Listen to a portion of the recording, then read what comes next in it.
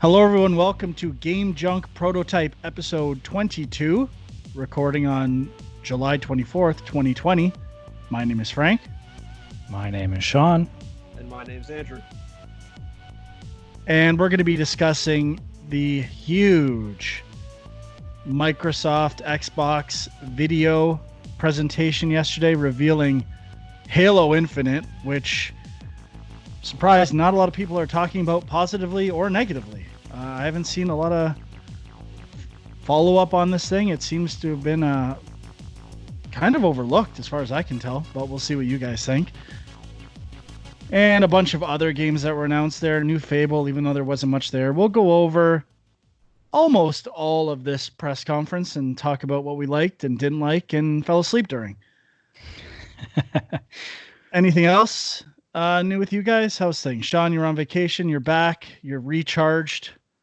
Ready to go. Yeah. I mean, I wasn't, I did watch it yesterday, but I wasn't following too much any of the, what people were saying about it. So I don't know how people are looking at this thing. I also don't know that. The only other thing I did is I finished The Last of Us while Sean was resting. So we're all set. So we should mention the review for that will be coming next week. A full review. Not sure to the extent of who will be joining the discussion, at least us three, and possibly others. And I'm assuming it's going to replace next week's show, but I guess that might change. I think the plan is to maybe separate a review series for Game Junk, in addition to the typical shows that are mostly news and what we played, but it'll probably replace that feed next week unless something major happens and we have to talk about it, but we'll figure that out. You guys okay with that? Yep. Perfect. Sounds like a plan. All right. Well, let's get into it. Let's stop jerking around here. I did not watch it live. I will say that. I was helping someone lay sod in the sun and thought I was going to pass out. And finally got home after kind of getting out of it early because I did not feel well. I felt really lightheaded in the sun. And I laid down for a bit. I tried to watch it and fell immediately to sleep and watched it later. But starts off as, Huck, you almost got your bookends. I know. I thought I was going to get it. I was set. When they were like, one last thing at the end. Oh, here comes the initiative. Huck will be happy. I know. But that did not happen. But it did start with Halo Infinite. And I guess I know there was some video, probably 5 or 6 minutes of gameplay for the game. I was extremely unimpressed for many reasons. One being, I thought it looked good. Don't get me wrong. I don't think it looks next gen, so to speak, but I still thought it looked pretty good. Let's do the positives first. I like the grappling hook. I think that could be very interesting. I played Halo 1 last Christmas. I went through it again. And I really like the moving around and how much time it took to get places I definitely noticed it. So having this idea of a grappling hook to traverse faster, get around things, was interesting. It seems like they've kind of taken Halo and merged it a bit with ODST. I don't know if anyone else thought that, but there was the scanning mechanic for scanning areas, which reminded me of ODST, and also it looks like more of an open world nature to the map. Honestly, I don't know if anyone else is saying this. It reminded me of Killzone, the launch title for PlayStation 4, in the way it was approaching first-person shooter stuff, and kind of ironic to me that it's going back a generation and emulating what a game tried to do and was probably a failure at the time. But the more I think about it, I do want to go back and play that Killzone game. So, I mean, lighting, I think the look of it is underrated a bit because I think there is a lot of detail in the models that might not be perceived through what was being shown, like the broken structures and some of the background stuff. probably looks a lot better than I'm giving it credit for on an initial glance. So I'm still excited for the game, but I mean, ultimately did not look that good. You go up they go up an elevator and there's pop in on clouds. Like, we're talking about this being a next gen console, and I'm seeing pop in, even if they're, well, let's get to the other thing. This demo was so like performed. It was ridiculous. Nothing felt like natural gameplay. It felt like someone had practiced this, or it was pre-animated, how quickly they were doing things and switching in and out of weapons.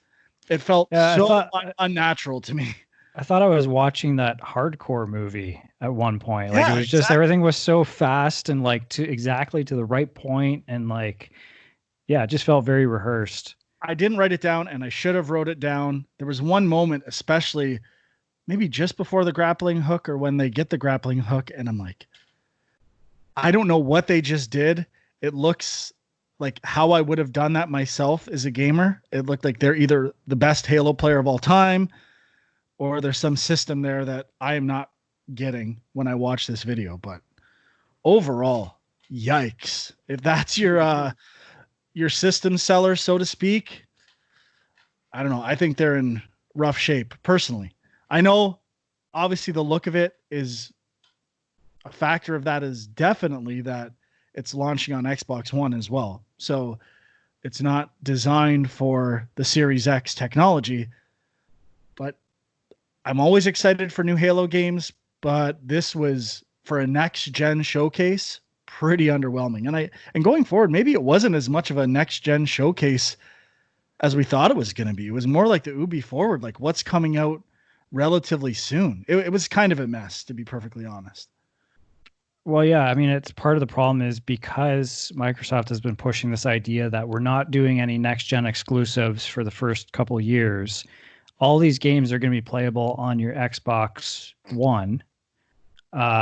So, there was stuff that they were showing that, was coming out even before the Series X is released. So, I mean, I was a little surprised at that. It kind of makes sense overall, but yeah, I could see how it's a bit confusing.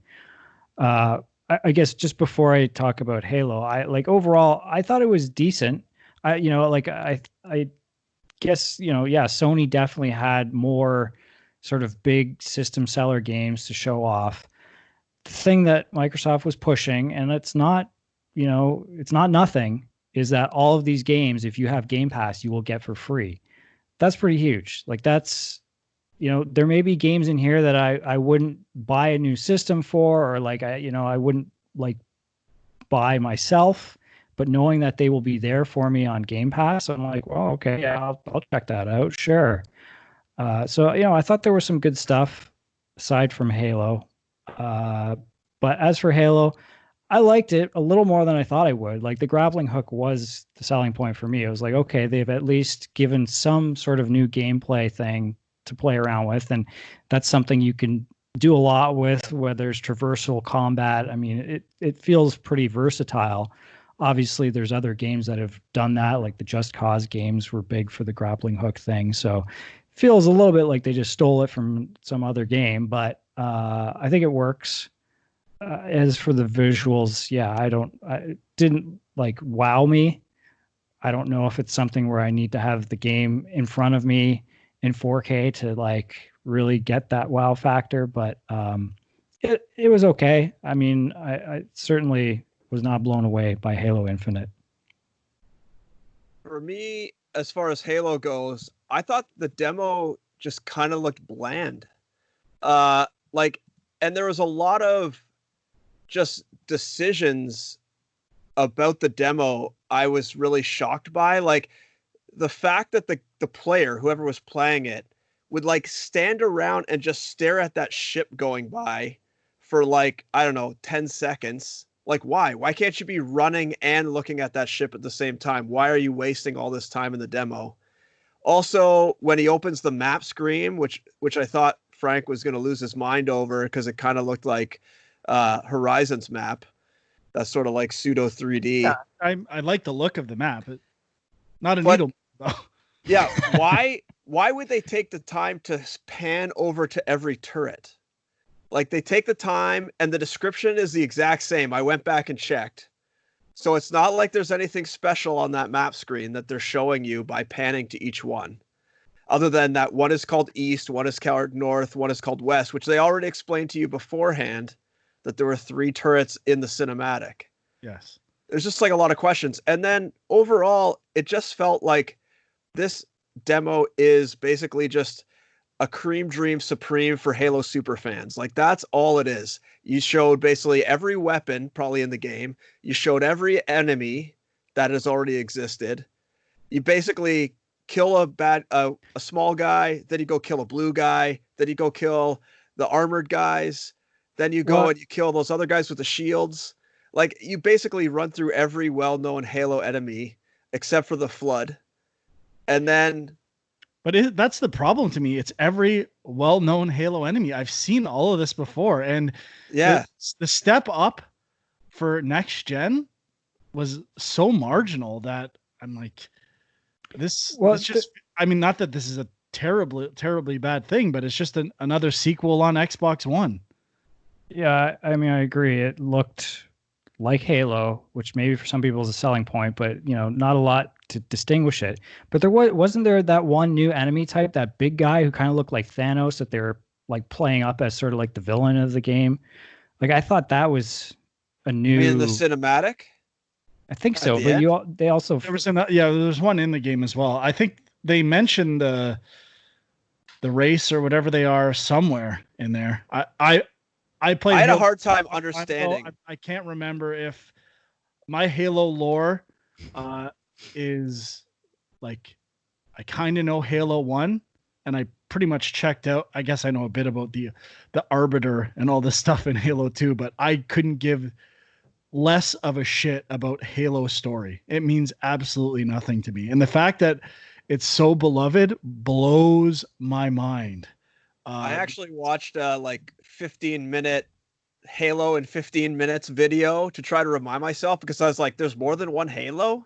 Like, I'm like, what the heck? And then apparently there's 7 that were made and they're like planet killers. I'm like, I forgot all of this, but I also didn't really play Halo 4. The first one, when there's just like this kind of one mysterious Halo. Yeah, exactly. Figuring out what it's about. As soon as it starts expanding into all this stuff, game like it just falls apart. And then there was all this stuff about like the librarian, which I vaguely remember. And it was like, it turns out to be like some guy's wife or something. I'm like, what is this? Like, I thought that was just like some abstract term for like something, not like an actual physical person. I don't know. I have no idea what's going on in Halo anymore. And it just seemed like they were just trying to throw everything at you to try to show you, like, look what we got. We got this gun. We got this gun. We got this enemy. Now we can go up in a tower. Look how good it looks. Like, I mean, the best part of the demo was probably the animals running around. Oh, yes.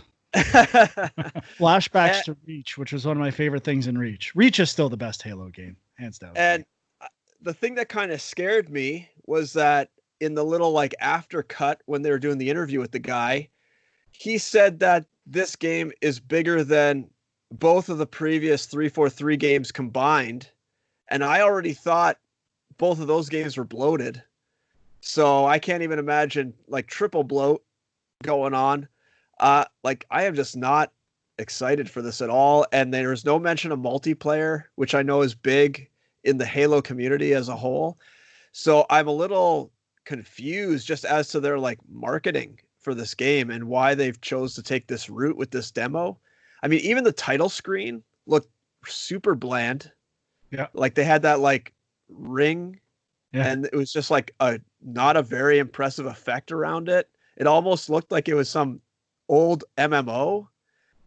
I don't know. And there's no mention of it like being online. So really, I guess this is literally just like an open world fetch questy game, like Assassin's Creed. They didn't really go into it other than showing you the maps. Typically always had, at least for a while now, co-op versions of campaigns and stuff like that. I expect all that stuff to be there. And again, that's the thing that unimpresses me the most is I just expect it to be more Halo stuff. I don't know what's new other than the grappling hook, which is cool. But Sean, you talked about Game Pass And this idea, like, you know, it needs to be said that these are going to be on Game Pass, and you'll be able to play all these. I mean, that's true. They're going to be out with a year, but you cannot just keep saying that. Not you, just in general. Like, yeah, they're all on Game Pass. You still have to pay for Game Pass. Like, if they weren't making money off it, then, you know, it wouldn't make sense. So it's got to be more than just this stuff's on Game Pass. We've had Game Pass for a year. You got to start doing something else to impress you, or bring something to Game Pass that is like going to be like, wow, I'm so glad I have Game Pass, because none of these things are really doing that for me. Well, I mean, that is their strategy, right? Like they've said, we're not, you know, we're building an ecosystem now. That's kind of their thing. And yeah, they keep saying it a lot. And I agree. Like, yeah, I still want good games, but that's their one thing they have over Sony right now. I mean, one interesting thing I heard this week that they're not selling 12-month renewals for Xbox Live Gold anymore. Only 1 month and 3 months. So something to do with Xbox Live Gold maybe not carrying over to the new console, and maybe it just all folds under Game Pass. I don't know. It seems like there's something new going on there. But I don't know. I mean, I like Game Pass a lot. All I'm saying is, if you're looking at buying a new console and you're like, hey, I have Game Pass already. If I buy that new Series X, I've got all these games and all the new stuff that they're coming out with, all the first party games. I'll get them for free, versus Sony, I got to buy them all. I mean, for some people, that's a big deal. I agree. And it is a good value. But to me, the more you say that stuff, it almost makes me think this is completely what's wrong with games. It's become a value proposition. And play people just playing free to play stuff. It's not great, but it's free. All this, like, that's all people say. And it's like, who cares? It's free. And I mean, the consumers are going to dictate whether that's the case, but that's not why I play games. It's not so that I get the best value or don't have to pay for stuff. I pay to play the best stuff I can because I love video games. And I understand there is a market that just wants stuff to play. It's casual entertainment. Not everyone's the same. That's probably most people. And that's what Microsoft is banking on, but get real. I mean, if we're talking about games on Game Junk Prototype, that's a non-starter for a conversation value. It's just interesting to think about it in terms of Netflix, though, right? Because Netflix has taken over for a lot of people. Like, I don't, a lot of people are like, why would I buy movies on Blu-ray or whatever? I have Netflix. But it's like, a lot of the stuff on Netflix is garbage, but people will just watch it because it's there, because it's free, because they're paying for it. And, Xbox could become that. But I just think Sony's still so far ahead in terms of this generation. A lot of people are just going to jump right over to PS5. If this podcast was a buyer's guide for a family of, 4 or something like that, with some kids that want to play games and maybe some adults, sure, let's talk about Game Pass. It's not. This is a podcast for gamers. And we want to talk about good games, and we want to move our needles to the best games out there. And it's not happening, Xbox. I'm fired up. All right, we got there. Frankie Millennium is back, baby. Frankie no fucks. Either one. Are we done with Halo yet? I'm done. I just rewatched the video. That cloud pop in is egregious. Yeah, it's terrible. I couldn't believe how bad it was. They have clouds popping in as you go up an elevator. I couldn't believe how bad it was. I didn't notice it the first time, but it is bad. And it's right in your face. It's like right where the player's looking. It's like they're showing off their clouds are popping in. I sound like I'm going crazy. It's some YouTube personality bullshit, but it's ridiculous. I could not believe it. Yeah. If we were watching that in a theater, let's say, at a place where we work, and we were like all watching it, what should we fix? Like doing a run through of the demo as a company, everyone, they'd be like, what's that? What are those clouds popping in? What are we doing? And it would be, well, we can't fix it. It's just. Then you cut the clouds. Okay. Yeah. Let's get rid of the clouds, or let's turn the camera the other way. Let's not have a showpiece And that's when the music kicks in. It's and the fucking claps. What are you doing? Disaster. Disaster. That was really disappointing. Oh. I mean, it's unfortunate that is their one big franchise that they have to have that seems to sell systems for them, but it just hasn't evolved that much. And it's interesting you mentioned ODST. I've never played that one. A lot of people point out that one is a bit different and does some different things. I might have to check it out, but I don't know if any of that uniqueness will actually carry over to Infinite. Halo Reach #1. I don't dislike the 343 ones, but they're not the same. Sorry. Yeah. All right. I guess the other thing they said is, I don't know if this was part of the conference, but after the fact that there's not going to be another Halo for a long time, or there won't be another. It's kind of weird what people said. Like, there won't be another. You won't see Halo 7. Well, we don't see Halo 6, so that's kind of muddled language already. But the idea that this is going to be like a hub where like new content, DLC kind of thing, stuff like that. Which, I mean, if they're moving to Game Pass anyway, that makes sense. It's basically what Destiny's doing. Guess it's I do like that approach. Like, buy a game once or Game Pass for life. And I mean, they're going to have to start doing stuff like that if all their games are free. It makes more sense to put money into expanding existing games rather than, I don't know, developing new ones from scratch with new menus and all that stuff. And who knows? All right, I have a high level thought kind of on that vein. Like, I don't know why in these videos they say, I think I counted 2, maybe 3 times they said this in interviews, built from the ground up to take advantage of Series X. Now, that is just an outright lie. There is no way you threw away the engine you built for the previous Halo game and started with a blank text file and said, you know what? I'm going to build this motherfucking engine from the ground up. There's no way you did that. Especially when it has to run on Xbox One. Yeah, I don't understand why they say that. It's just like the stupidest marketing speak that I guess sounds good to people who don't know anything about making games. And it's just so frustrating because there's no way in hell they did that. Like, unless from the build ground up, they meant like I upgraded to like Unreal Engine 5 and now and then I imported all my assets or something. Like, I don't know. Like, it just doesn't make sense to me. It's so frustrating. It's marketing speak that sounds good to people potentially, but I don't think it sounds that good. I think most people just skip over it. It goes, who cares what they said there? And it just set yourself up for being called out for not doing that and having your cloud hop in when you go up and up. Yeah, maybe you shouldn't have started from the ground up, buddy. Maybe you should have leave the elevator on the ground until your cloud stop hopping in. The other thing is, why are they going back to this well of like saying world premiere and like Xbox Studios? Like, we know all these are Xbox Studios. Like, why not just put one title card at the beginning saying, like, all of these are Xbox Studio games. You don't need to put a title card between each goddamn thing saying world premiere or console premiere or blah, blah, blah. Like, no one cares about that stuff. And your whole thing was, these are the games that are going to be on Series X. I don't know why you had to like take this granular approach to every single thing. Like, world premiere, okay, yeah, it's going to be on another console or something. Like, I don't know, like on PC or console exclusive or launch exclusive, they were saying for some of them. It just makes no sense. Like, why are they wasting all this time?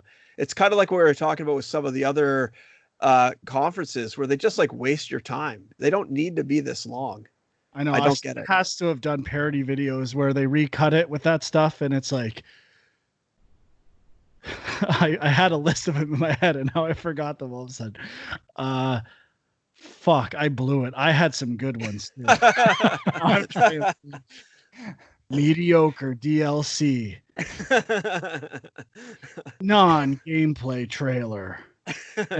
all these things that I don't care about at all. Oh, making of web series and all this stuff. Like, that's all they're announcing is garbage. Yeah. This, I mean, we're about to get into it next, but this is the start. Almost next to zero gameplay for any of this stuff. Like and all of the gameplay they did show were games they've already announced. Yeah. All of the unannounced stuff was basically just a short little teaser trailer. And that's it. Really disappointing. So I mean, the segue was Chris Lee, who I don't know well, but I'm like, hey, I know that guy. He had worked with Silicon, like in partnership with Microsoft with Silicon Knights at one point. And that led to State of Decay 3, which was just kind of a teaser video. Means nothing to me. I have nothing to say about it. How about you guys? Didn't play the other two. I mean, there's a lot of zombie games out there. I guess, again, I think both the first two are on Game Pass. If there was something unique about them, I might be compelled to check them out. But so far, I haven't really heard much. Mm-hmm. The only thing I can say about this one is it did not say Xbox One at the bottom. And so there seems to be something going on with Microsoft's marketing in general, because Sean even brought it up at the beginning, how everything needs to be on Xbox One. Apparently that's not true anymore. Well, there's an article here from The Verge. 1 week later, it looks like Microsoft is already breaking a big promise with Xbox Series X. They said you wouldn't need an Xbox Series X for 2 years. Now, I don't know that they're breaking that necessarily. State of Decay 3 might not come out for 2 years. Might be my guess. True. Yeah. And they are saying it's possible on PC. So if they're including that as not needing an Xbox Series X, if they're kind of like bundling Xbox One and PC as like the other platform instead of Series X, maybe that's what they're doing. But I wonder, yeah. I wonder if it's possible that some of these games could launch first on the Series X and then they put out the Xbox One version after. I guess like you would still list it as being for Xbox One. I don't know why you wouldn't. I don't think any of those games, I mean, it's possible. I'm not saying no, but I think there are State of Decay 3, Forza, Fable, Avowed, As Dusk Falls, Everwild, Stalker 2, Warhammer, and The Medium are not coming to Xbox One. Maybe The Medium might be wrong. I feel like they've said that's coming out. But no, well, on the thing, I think it said it was not listed. Xbox One was not listed in this video thing. I'm just reading this article. I don't know if that's 100% accurate or not, but again, not looking good. It's like, I don't care that much about this breaking a promise that you wouldn't need one for 2 years. Again, I want that. I mean, I want there to be exclusive stuff to this system. I know that they're trying to maybe trick consumers. And I don't like that, but I mean, I'm done with the old console. Give me new stuff. It seemed like a little bit of good marketing with the pandemic and everything, and how people's finances are going to be in flux.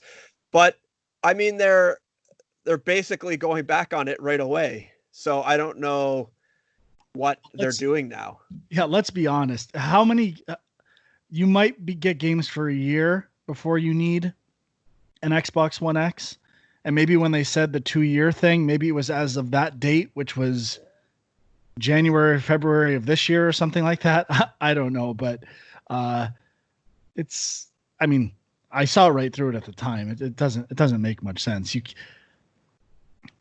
It's going to be tough to compete and stay in the middle of, at least from a console perspective, and not be pushing technology, but kind of staying in the middle and keeping old gamers happy.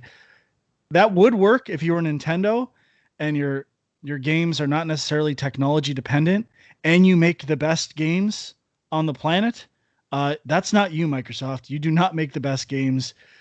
You're more like, if this is Netflix, a lot of the stuff I'm looking at is Happy Madison Productions right now. I'll watch them. I will watch them. I would not. Well, I probably would buy those. Maybe that's a bad comparison. Maybe it's Too Hot to Handle, or some of those reality shows for consumption on Netflix. Anyway, Phil Spencer's up next. Still blinking quite a bit, but it was definitely subdued compared to the last time we saw him. He announced Forza and talking about Turn 10, and they showed in-engine footage, which looked great. I mean, racing games tend to be great showcases for technology, and this was no exception. I thought it looked great. No gameplay, though. It was just kind of glamour shots and showing cars and environment, which I'm fine with, but I don't see this coming out for a while. Typically, there's like a alternating life cycle with these Forza games, Horizon, Forza regular series, back and forth each year. That got a little bit tiring, to be honest. So I would say the soonest we can expect to see this is next holiday, but and that's probably most likely. It's weird when you announce stuff that people just expect. And that's when you start releasing stuff every year and you only have so many games, that's the problem. You just expect it. And there's an aspect to announcements in these conferences where you're trying to surprise people, give them something they weren't expecting. And when you expect everything, it's not even an announcement, really. I know Michael Pachter used to talk about this all the time, where people would write him questions like, do you think Rockstar's working on a sequel to Red Dead Redemption? And he's like, of course they're working on a sequel to Red Dead Redemption. Of course these things are being worked on. Of course there's a Halo sequel. It's just a matter of when. And of course there's going to be a new Forza game, and it looks like it's just another Forza game, which is fine. People like those games. I like those games. But when you're trying to showcase new stuff, you need some surprises. Like, everything in this presentation is like completely expected. It's so boring. I know it sounds like I'm being way harsher. I'm kind of with Sean. I don't think it was like horrible, but I mean, there was all the stuff from the PlayStation video was kind of out of nowhere, kind of weird, different stuff as well that I was surprisingly excited for and hadn't heard about, wasn't even on my radar. And because it's new and fresh, it just amps up that excitement factor. And to me, the whole point of these videos is to excite people. If you're not going to excite people with it, why even release it? Like, I think you might get more hype by people speculating than actually seeing what you're putting forth, unless it's going to blow people away. So, and I guess I think that's kind of sad too, that's the state of the world. Like, gimme, gimme, gimme. I know I'm guilty of it. And dazzle me, as Gil's boss would say in Parenthood, but I'm sorry. Dazzle me. I think if they just did a few more gameplay demos, it would have made a big difference. Like, if they showed some Forza gameplay, if they showed some Everwild gameplay, Everwild for sure, it would have been a totally different thing. I mean, they showed like a little bit of the Outer Wilds DLC. I mean, the Outer Worlds DLC, but I mean, that's the same game essentially. So that's not a surprise. The Avowed stuff, I think, probably came across the best because they actually had some gameplay stuff there. I mean, it wasn't a lot, but it was more than basically everything else. Even the glimpses of that Crossfire X as well. Yeah. That looked great. That actually looked great. That would probably be that, and Avowed would probably be the top two showers, I think, of this conference or whatever event. But then, I mean, Crossfire X, I would agree with. Even Avowed, I think it looks awesome. But are we all thinking the same thing in the back of our heads when we see that? Yes, we are. And that is, let's see if Sean knows what that is. It's going to be buggy. I don't know. No, they're just ripping off Skyrim. They already just gave people what they wanted with Fallout that they didn't get with Fallout 76 in the Outer Worlds, and now okay, let's do a Skyrim clone. It did look like Skyrim. I mean, they're good at that. They did a Fallout clone, then they did a sci-fi like same style of game, and now they're doing a fantasy style of game. I think that's a good choice for them, though. I agree. It just feels a little weird because they started by literally doing Fallout New Vegas and Yeah. kind of having access to all that stuff. And now they're just, well, they're not really making those games. So it's a good business decision. It just feels a little gross to me. That's all. I guess so. But I mean, Bethesda already announced that like the next Elder Scrolls game isn't coming until like what, 2027 or something like that. Like, I mean, it's not anywhere near going to be done. So why not? This one one might be out coming in similar? 2027 too. Yeah. Well, I guess so. Let's not get too excited for it now. But I will admit it did look good. Okay, let's start burning through some of this stuff because I feel like we've peaked already with this conference. A game called Tell Me Why. I'm kind of trying to remember what this one was. Did you skip over Everwild? Yeah, I mean, Everwild we was- kind of mentioned it, but Did I? like I hadn't. Later. This was on your list last week, right, Huck? I think so. Yeah, I think I had it third or something like that. So I hadn't really heard anything about this game, and I thought it looked quite good. So Oh, it I was looks very amazing. excited about this. It's hard to tell if that's gameplay though. You know what I mean? Like if That's that true. is sort of in-engine sort of gameplay, the art style, that like cartoony is great. Like it's really awesome. But if that's just all like a cinematic, flair, then who Yeah. knows even what that game is going to be still. Yeah, I'm super excited for this game. I love Rare. I really don't think they've made a great game in a long time though, which sucks because they're so good, or used to be. And I'm still giving them the benefit of the doubt, mostly because their art is so good and their art style. And this game is no exception.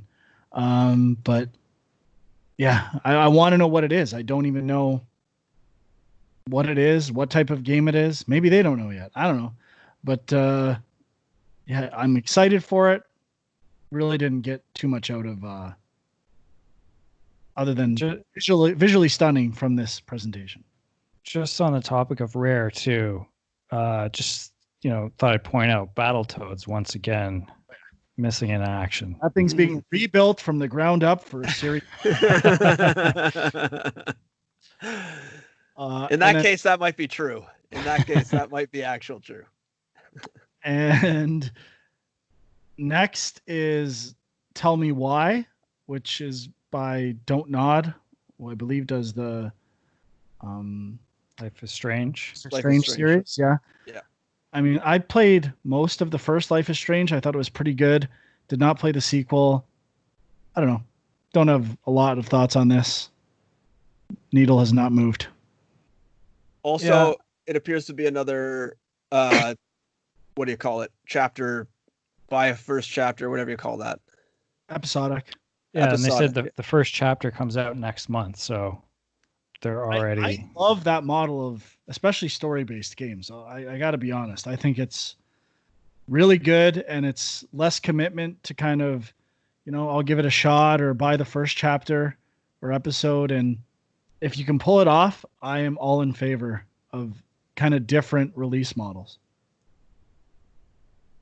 Yeah, I mean, I really gotta get to like the Life is Strange games and more stuff like this because I complain sometimes that there's not enough games that are just trying to tell stories that aren't about killing stuff.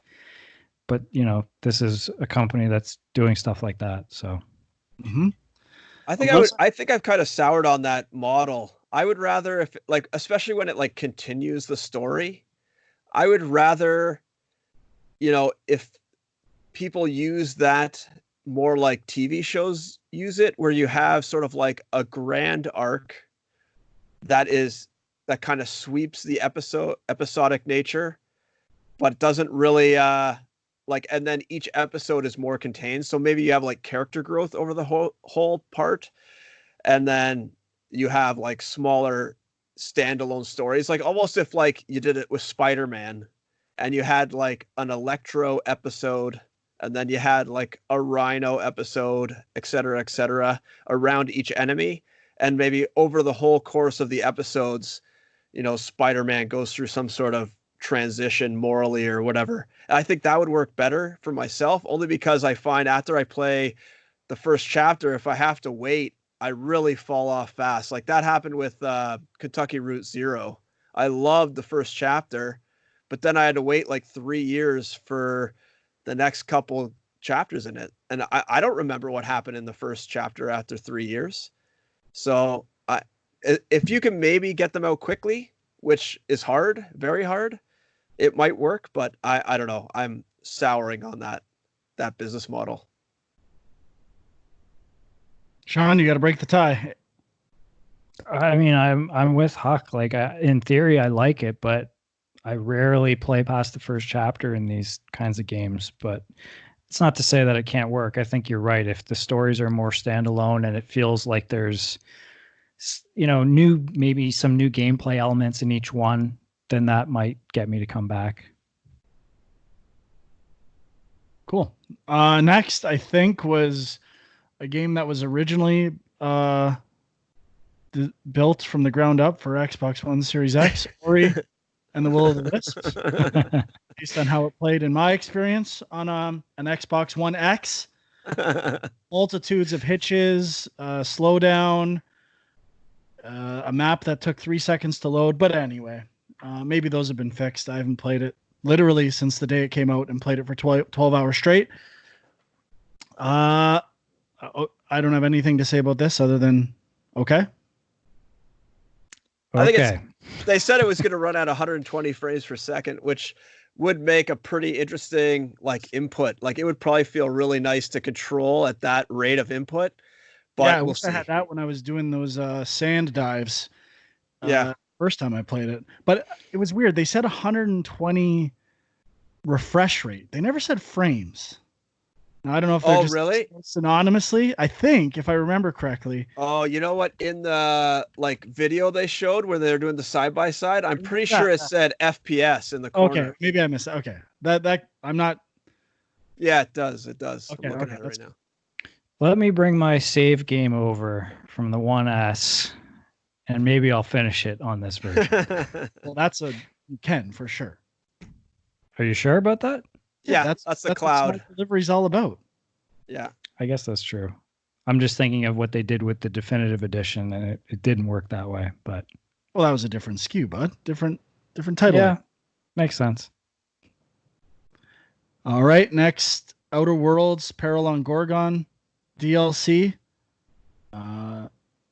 console exclusive. Huge. Well, I like the trailer. Timed exclusive, I should say. I like the trailer too. Still have the urge to kind of go back and play this, but wait a second. Was this the trailer? No, I think I'm thinking of something else. Which game referenced it's the next game from Obsidian. Sorry, my bad. We're going to get a series of Obsidian announcements here, but okay, that DLC looks okay. If you like that game, sure. Then they announced Grounded, which I couldn't help but think about Sean the whole time when this was playing. I don't know why. I thought this looks like it might be up Sean's alley, and maybe you can play. I thought it looked cool. I mean, like the visuals were a little bit lacking, but I certainly like the concept. I mean, it's basically Honey, I Shrunk the Kids, the game. Mm-hmm. I'm just not quite sure. It's a good title too, Grounded. I'm assuming the kids get grounded and yeah, that is a good title. Pretty solid.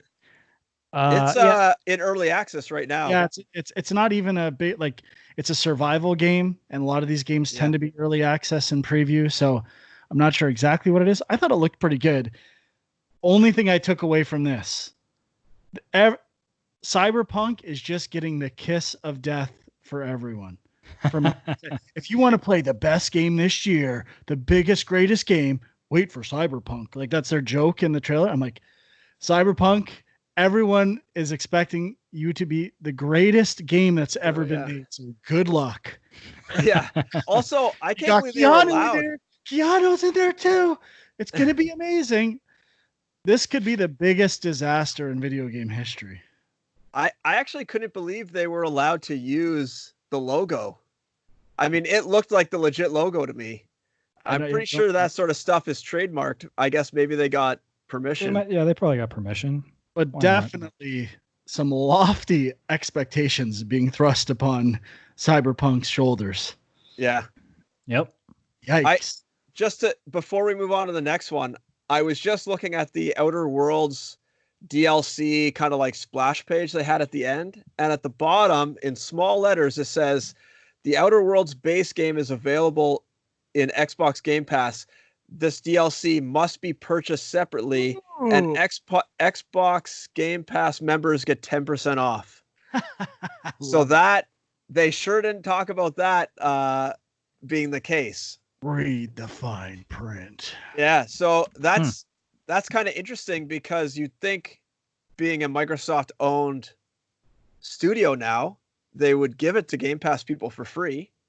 But I wonder if they were a little disappointed, or maybe a lot of people downloaded it for free and they want to try to get some extra sugar that way. But, interesting. Well, I mean, that makes me wonder if that's what they're planning to do with like Halo then, or something like that, Yeah, like, I bet they are.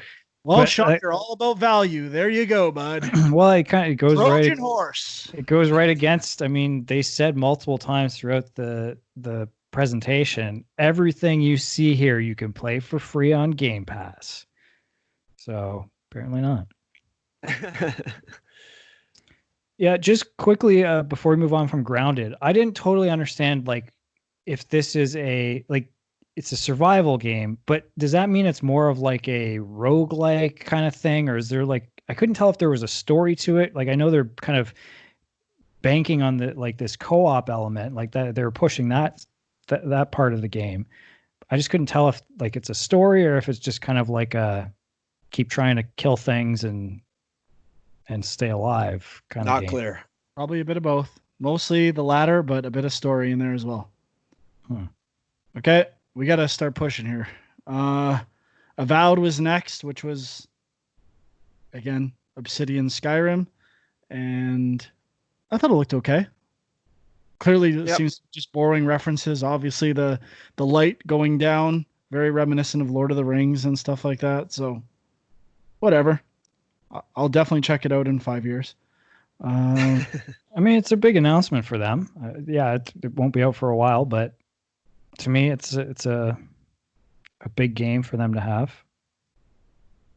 Yeah, I guess. Depending on how long it's exclusive for, I guess. Well, isn't it doesn't Microsoft own Obsidian now? Yeah, they do. Do they? Yeah. Then So I guess I wasn't clear on all the games in this presentation. Are they all just exclusive to Xbox, or will some of, because I think some of these definitely have come to other systems, right? Like even Hellblade isn't exclusive to Xbox, right?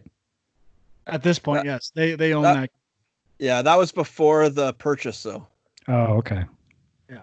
And I mean, Psychonauts 2, that was a Kickstarter, right? So that's going to be in some weird territory. Yeah. Definitely. But it's optimized for Series X. So, anywho, then another kind of story-based game, Interior Night Studios as Dusk Falls, which reminded me a bit of the Telltale Walking Dead stuff, I guess. And I mean, basically, it's This Is Us, the video game. It seems like. I don't know if I've never watched the show really, but spanning comparison then. No, but that's what it is. It's spanning generations and, a drama, but this definitely seems to have a bit more of a harder edge to it than that show. So I like the visual style. I don't know how, I'm not a fan of the kind of fading in and out of poses rather than animating. I don't dislike it either. I'm just not sold on it yet, but it seemed okay. Yeah, it almost seems like there's 3D environments and then almost like 2D cardboard cutout characters that then do that sort of like comic book strip style quick animation transition, or like not transition. Really effective in a car. Like at one point they're in the back of a pickup truck and the whole background's moving, and then I mean, obviously you save a bit. Maybe not, because you have to do individual drawing and stuff like that. Now, they did show someone at the beginning from the studio drawing, looking at a reference of a still image and painting it. But I don't know if is that less work or more work than animating. I'm not sure. Like, I feel like they must have some system for taking images, doing a quick conversion, and then touching them up or something like that. Like maybe from almost a waking life scenario, because it seems like that would be a lot of work. I personally think it would be more, because you can't really reuse stuff as easily, or at all. Have a system for converting photographs that artists touch up later, but yeah, they probably do. Yeah, also look quite real life. I don't know if this was mentioned in the press conference, but apparently the studio behind this is a former lead designer at Quantic Dream. Oh yeah, I think that was mentioned, or maybe not. Okay. Next was a teaser for Hellblade, just saying there was a making of for scouting the locations for Hellblade 2.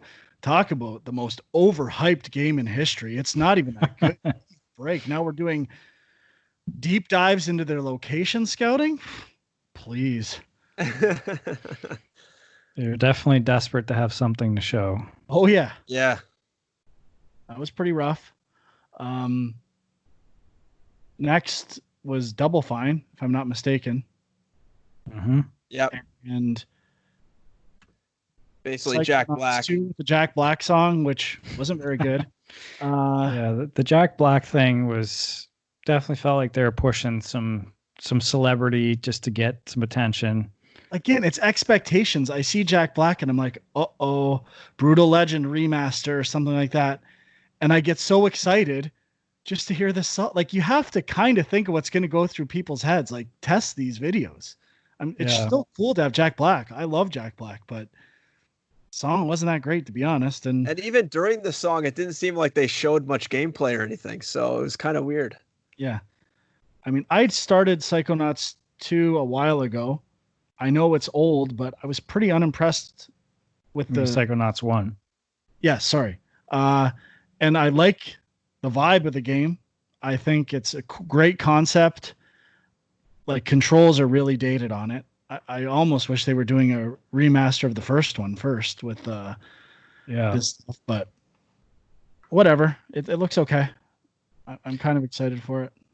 Yeah, I mean, the new thing, and again, it's hard to tell if this was just for the trailer or not, but they were really pushing this kind of psychedelic, like a lot of colors and stuff. And if that's, part of the game, then I'm down with that. I just couldn't tell if it was just kind of for the trailer or what. Mm-hmm. Yep. Unfortunately, this is where I stopped taking notes because I was really checking out of this thing. I think the next thing was the Gunk next, which actually Destiny 2 is next on my list. Yeah, same. They basically just said all the DLC is coming to Game Pass or whatever, which is big. I mean, I think Destiny 2 is quite big for Sony. So if Xbox can pull some of them away or get new people in the door. Destiny is on everything. This is a non-announcement, in my opinion.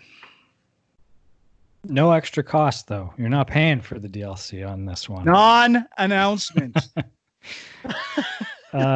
Next on the list I'm looking at was Stalker 2. Yeah. That looked pretty interesting, I thought. But it was just, there was no gameplay, right? I don't think so. I don't think so. It looked like an interesting area. Yeah, cool. I vaguely remember the original, but yeah. Doesn't mean that much to me. I'm just going to start guessing what's next. Yep. Okay. I didn't play the Vermintide. It's relatively popular, I think. Again, okay. Good for fans of the series. Did nothing for me. Yep. Same here. Is the Medium next? Tetris Effect. Connected. Which is a console launch exclusive. I'm assuming this will come to other stuff eventually. But I mean, I love Tetris Effect. That's cool, I guess.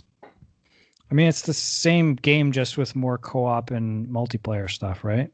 Mm-hmm. It's Tetris. Good job. You got Tetris. I actually thought it is a good game. I actually thought this video at first was going to be for some sort of adaptive controller stuff. I don't know if it was just the first couple people they showed I thought didn't know how to hold a controller properly or something, but then it just ended up being like a bunch of people playing together. So yeah, I don't know. I was thrown off, but I never played Tetris Effect, so I have no comment on this. Was Ken Lobb one of them? I thought. I don't know. Didn't notice. Microsoft. It wasn't at some point, but I thought it was Microsoft employees potentially at some point. I don't know if he even still works there, to be honest. Was Phantasy Star Online 2 next? Nope, the Gunk. Oh, I already said the Gunk. Okay, yeah.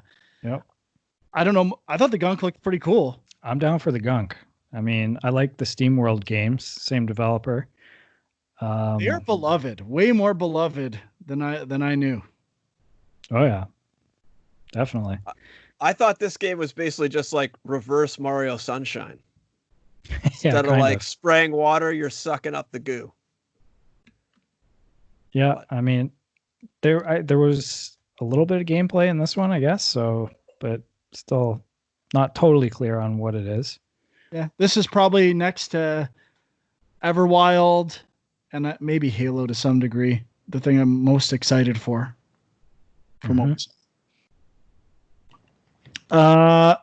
Okay, what do we got left? You guys take over because I couldn't care less.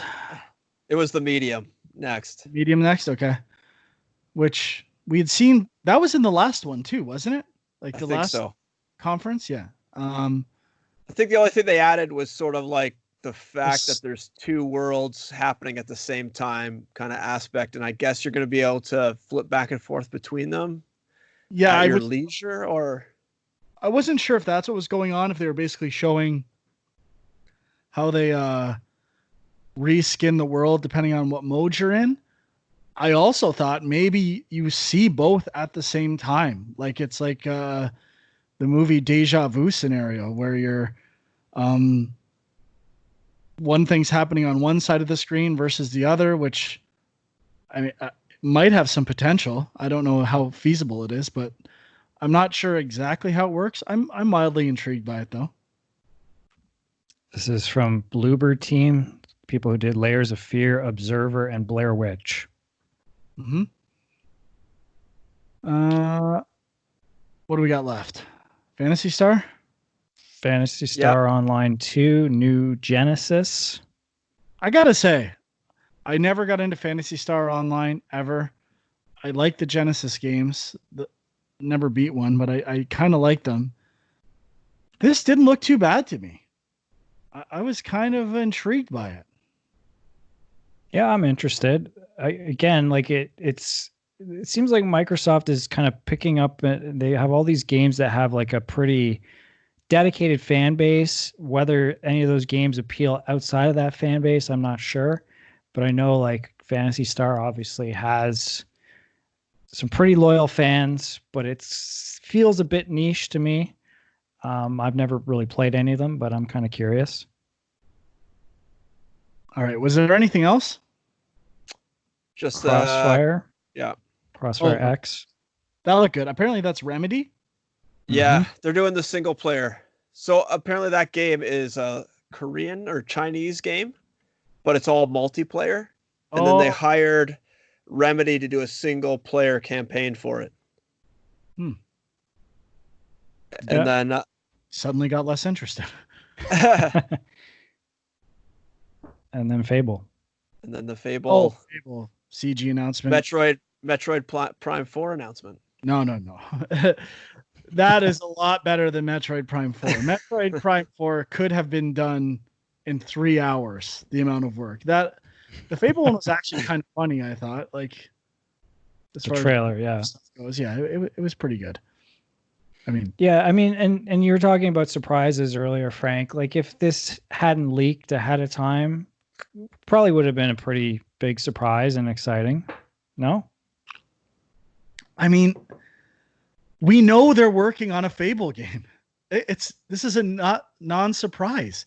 To surprise people, you have to show, look, this is how far along we are on it. This is what the new Fable is going to play like. This is what the initiative is doing. It's nothing. It's nothing. I didn't think that when was the last Fable game? To me, it's been a long time. I didn't assume they were making a new Except one. they tried to make one and canceled it. So it that you've almost just, okay, reset. We're still expecting it. Okay. Almost everything in this conference is borderline non-announcement. Yep, pretty much. I'm sorry. I sound really negative today. I am ornery and I'm fired up. All that Last of Us 2 talk before the show. What? Oh, yeah. Woo.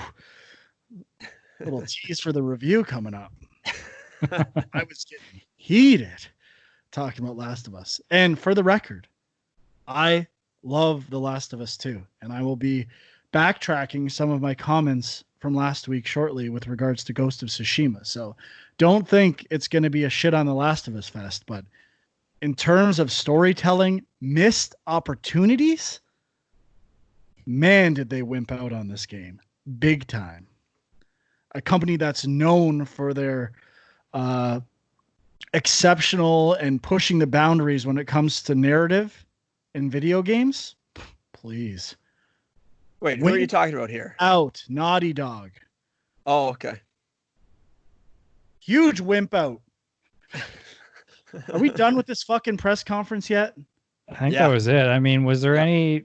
No, apparently there was an indie showcase as well, which I didn't know about. But oh, I didn't see that. Was that like the post game or something? Post show? No, I wasn't even aware of it, so maybe I'll take a look at that later. At some point, a new 3D platformer from Yuji Naka of Sonic Team was announced as well. Balan Wonderworld, which looks like it's Mario Odyssey. It's this character wearing a hat, but kind of intrigued by that.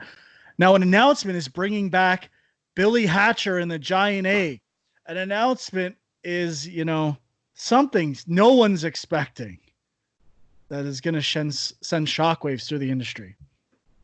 Way to play this. Let's grade this. We never grade these things. Let's grade this. What would you give this video? One other quick point on the press conference. Psychonauts 2 looks like it's 2021, got delayed again. They didn't have a date in the trailer, but something came out afterwards saying 2021. So that's a disappointment. I'm glad it's delayed. I want these games to be as good as possible. Better, as Nintendo says, better release a good game than one that everyone hates or forget some stupid quote everyone puts every time games get delayed. Sick of that conversation too. Sorry, Sean. So what I'm rating this out of 10? No. Well, we do a 5-star rating system, right? Sure. Let's rate it out of 5 stars. It's 3 for me. I would say 2.5. I'm a 2. A heavy 2. So I just found, I don't know if this is I want to qualify my star rating. It's not about whether or not I think these games will be good or not. On a level of getting me excited about the next Xbox, it is a 2, maybe a 1.5. I am less excited than I was before watching this video. And quite frankly, my number one prediction might be possible. I can wait and get an Xbox One Series X with my Optimum points whenever I... So I just found that list of indie games from that other thing that happened, I guess. I don't know why they wouldn't include some of this stuff unless it's just because these aren't considered first-party games. But, I mean, they had Tunic and Sable in there, which are both games that I was looking forward to. There's a few other games from Annapurna listed. I mean, there's some cool stuff that, I'll have to check it out. But I don't know why they wouldn't include that. I'm waiting for Spiritfarer from... Thunder Lotus. Give me that. I was hoping to see that too. Yeah, I should have watched this. I thought it was going to be part of it. Look, you don't want to put it in your press conference. I'm not watching it. We're reviewing press conferences here. Was this part of the Jeff Keighley thing, the Game Awards game showcase? I don't know. I found there's just a thing on the Xbox site, news.xbox.com. It just says 15 new independent games coming first to console on Xbox through ID at Xbox. Did you say Tunic, Sean? Yeah. Yeah, Tunic. I'm very excited for. Yeah, it looks good. One thing that wasn't in the presentation, and I forgot to mention this last week when we were doing our lists. I don't know if there was any talk of this, but I thought there might be a new Cuphead or something related to Cuphead. Nope. No Cuphead. Definitely not. I guess they're working on that show now, right? There's like an animated series or something. Did not know that. Yep. Okay, moving on. What we played. Is there anything else? I just wanted to touch on that demo, July demo, Xbox Demo Fest or whatever they called it. Fits in with or what you could be playing? Yeah, I guess what you could be playing. So there was this demo event for Xbox. I think it ends today.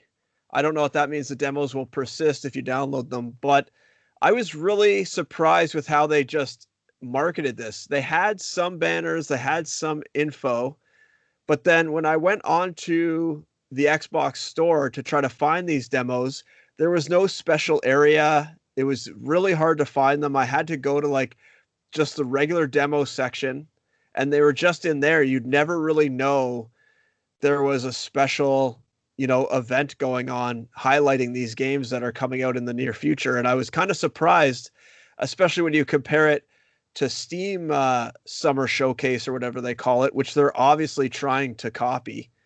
And Steam had its own special area just for these games they were highlighting.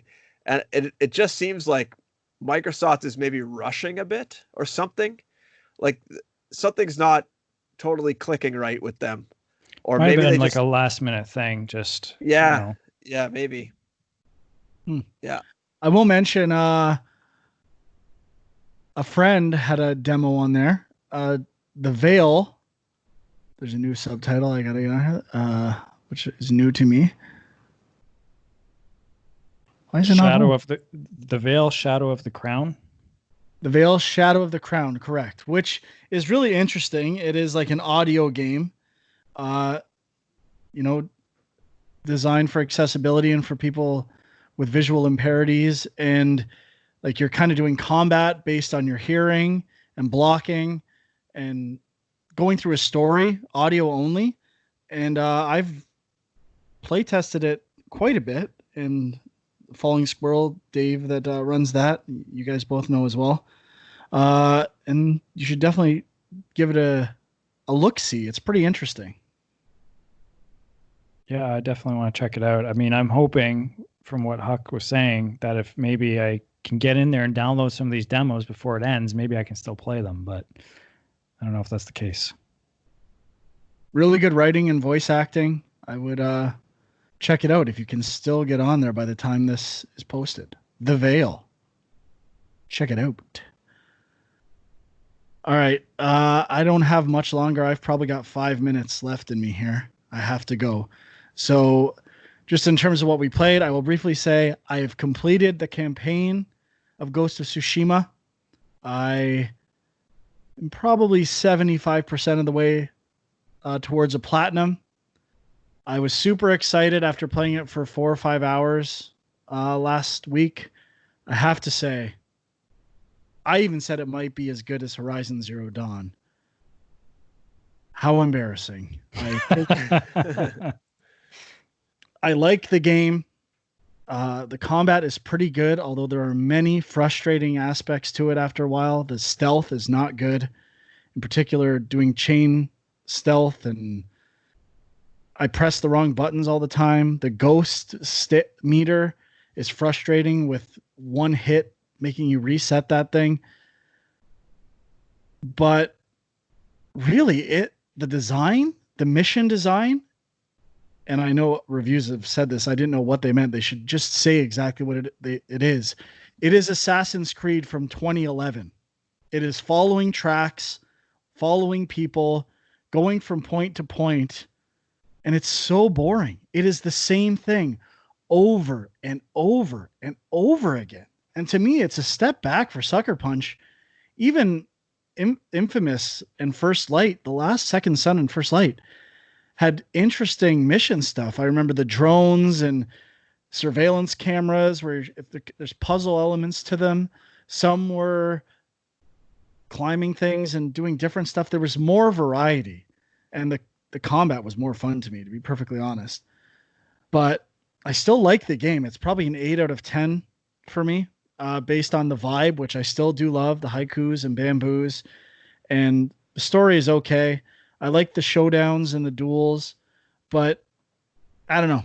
It's becoming a chore to play. It is a lot of the same stuff over and over and over. And I can't believe I'm following tracks again and investigating things and surveying landscapes. Oh my God, it's so boring. Mm-hmm. What are you thinking? Again, this game did not need to be this long. Cut out half of this stuff and make the other half that much better. Please. Well, now I'm questioning whether I need to play this game, but we'll see. Do I need to cancel my library hold? No, it's definitely worth playing. Don't get me like, it's a cool open world game, but it's a chore to do everything in. And like the side missions are all the same. It's not like I'm like, ooh, I'll check that out. Or maybe the little stuff it's not even a mission. It's just composing a haiku, reflecting in a steam bath, finding a fox den. That stuff is twice as much fun as the actual combat missions where you follow things. It's crazy. Well, so I just saw here, Huck, just to follow up, July 27th, the demo event runs until. Oh, okay. So a few more days. So that's good news. Yeah. I know you got to go, Frank. I'll just real quick mention I played like maybe 7 or 8 hours of Paper Mario, the Origami King, and hadn't played any other Paper Mario games. I like the Mario and Luigi RPGs, so I thought I'll try this one out. It seems like something that might be up my alley. Art style seems cool as well. Yeah, and I liked it. I would say I like it. Like, it made a good first impression on me. I was enjoying it. Got to the point where it was starting to feel a bit repetitive. And then I got to my first boss fight, and I enjoyed that. And I've done a couple boss fights now, and that kind of made it a little more interesting. But it is a very stripped down RPG, not a lot of loot or anything. Basically, all you do is pick up coins along the way. All your battles, you earn coins, and then you can use those to buy the occasional accessory or gear. But it's pretty minimal that way. But what I did like is the battles have sort of this puzzle system going where there's circles of enemies and you got to line them up in certain groups to optimize your attacks. And I did enjoy that. So I don't know, I'm going to keep playing it, maybe talk a bit more about it down the road. But I mean, these games have a sense of humor, a bit of a meta kind of thing going on within the Mario world that I enjoy. So yeah, I'm liking it. And for me, I finished up Last of Us 2.